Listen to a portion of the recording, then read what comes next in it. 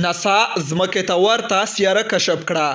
د متحدو ایالاتونو د ملي فضایي ادارې ناسا پوهان وایي داسې یوه سیاره یې کشف کړې چې د ځمکې په اندازه لویه ده او د خپل یوه ستوري د زیست وړ سیمې په مدار کې څرخیږي. دا سیاره چې 95 سلنه د ځمکې په اندازه ده او داسې ښکاري چې د ځمکې په شان تیږې لري، خو د دې په اړه چې آیا په دې سیاره کې ژوند موجود دی که نه معلومات نه دي ورکړل شوي. د کالیفورنیا په سوهیل کې د ناسا د یو لابراتوار یوې مسؤلې چې دا ماموریت رهبري کوي په یوه اعلامیه کې ویلي چې دا یو له هغو محدودو نظامونو څخه دی چې د زیست وړ سیارې لري.